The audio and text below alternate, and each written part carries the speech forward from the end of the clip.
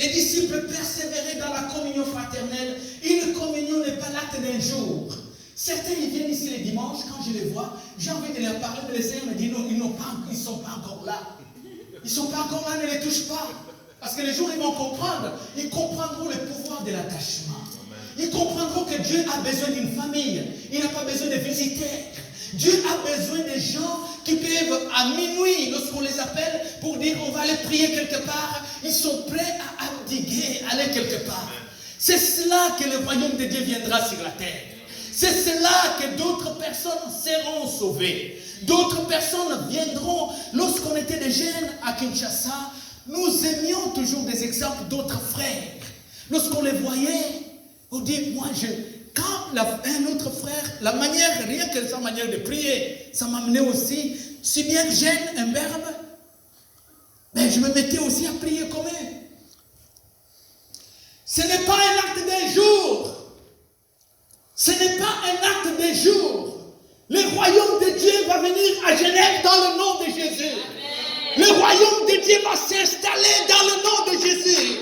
Nous insistons et nous déclarons que cela va être possible dans les jours qui courent. L'auditoire aura plus de 340 personnes. Et dans peu de temps, nous aurons 2 cultes. Nous aurons 3 cultes parce que la Bible dit qu'ils avaient rempli Jérusalem de leur enseignement. L'enseignement de Jésus sera rempli dans cette ville. Et les hommes et les femmes comprendront que la communion fraternelle n'est pas une affaire de dimanche. Les visiteurs peuvent venir le dimanche. Les couples qui est venu le dimanche dernier, Nathalie, que vous avez vu, ils veulent venir à l'église pour devenir membres de l'église. Mais ils m'ont dit, on va tout le temps visiter jusqu'à ce que le Seigneur nous parle. J'ai dit, bon, le Seigneur, sa volonté arrive. Nous comprenons sa volonté lorsqu'on navigue dans l'amour. Je viens sans savoir la volonté de Dieu, mais il y a un élément qui va montrer que Dieu ne va pas me perdre, ou je ne veux pas me perdre. C'est mon amour envers les frères. Je sers à l'église, alléluia. Il y a les lampes allumées, il y a quelque chose. On monte là-bas, est-ce que pasteur, il y a de l'eau? Et un jour, vous passez ici dans la voiture, vous déposez quelques plaques d'eau, parce que c'est l'été.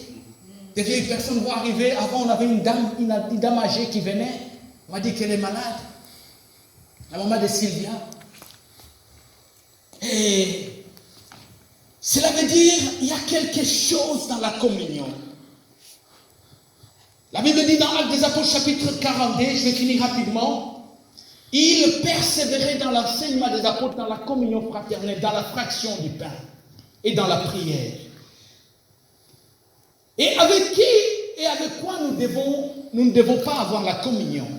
Autant le Seigneur veut que nous soyons en communion dans certains domaines, autant il ne veut pas que nous soyons en communion dans d'autres.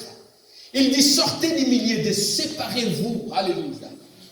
La Bible dit dans 2 Corinthiens, chapitre 6, verset 17, c'est pourquoi sortez du milieu d'eux et séparez-vous d'eux. Dieu le Seigneur, ne touchez pas à ce qui est impur et je vous accueillerai. Voici certaines choses pour lesquelles le Seigneur ne veut pas que nous soyons en communion dans la Bible. Avec les démons, par exemple, dans 1 Corinthiens 10, 20. Avec les démons. Il y a en Europe des cultes des démons, les jeunes qui font des musiques métal. Ça, c'est rentré en communion directe. Je croyais qu'il y avait tous ces jeunes caucasiens qui étaient là dimanche pour leur parler, parce qu'il y avait et je priais par rapport à ça. Je dis que ce qu'on sacrifie, on le sacrifie à des démons et non à Dieu. Et je ne veux pas que vous soyez en communion avec les démons. Deuxième chose, Dieu ne veut pas qu'on soit en communion avec les ténèbres. Alléluia. Éphésiens chapitre 5, versets 11, 3 et 4. Et en troisième lieu, Dieu ne veut pas que je sois en communion avec les infidèles.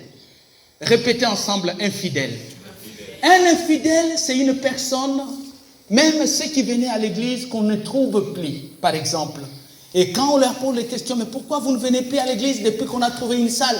Parce qu'avant on n'avait pas une salle, vous disiez, il n'y en avait plus. Oh, je ne vais plus à l'église, je suis à la maison. Et Dieu ne veut pas que j'aie des amitiés. Vous savez, toute ma vie, je ne fais que sacrifier des gens. Ah, pasteur, tu es bizarre. Non, non. Sacrifier comment? Sacrifier mes relations. Quand j'étais jeune, je voyais une personne en feu. Mais du coup, il devient bizarre. Il n'est plus à l'église. Moi, je suis à l'église très tôt. Je me mettais en costume à 12 ans pour servir à l'église. Et quand je voyais mes amis, mais pourquoi tu n'étais pas à l'église? Oh, mais à ce moment, nous suivons